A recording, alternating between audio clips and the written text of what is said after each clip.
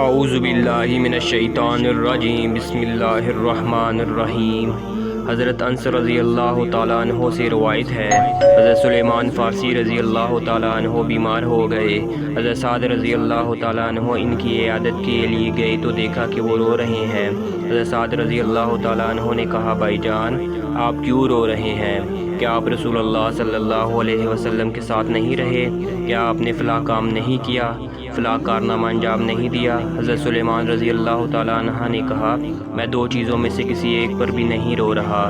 میں نہ دنیا کے چھوٹنے کی وجہ سے روتا ہوں، نہ آخرت کو ناپسند کرتے ہوئے، لیکن میں اس لیے اشکبار ہوں کہ رسول اللہ صلی اللہ علیہ وسلم نے مجھ سے ایک وعدہ لیا تھا اور میں سمجھتا ہوں کہ میں نے اس سے تجاوز کیا۔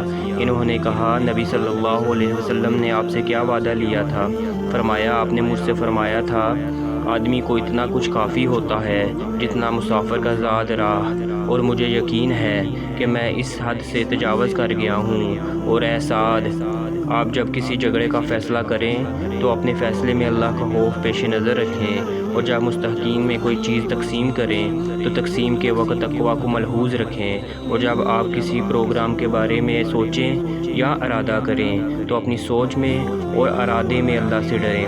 حضرت ثابت رضی اللہ تعالیٰ عنہ بیان کرتے ہیں، مجھے معلوم ہوا کہ انہوں نے ترکے میں صرف تقریباً 20 دینار چھوڑے جو ان کے ذاتی اخراجات کے لیے تھے۔ سننے ابن ماجہ، حدیث نمبر 4104۔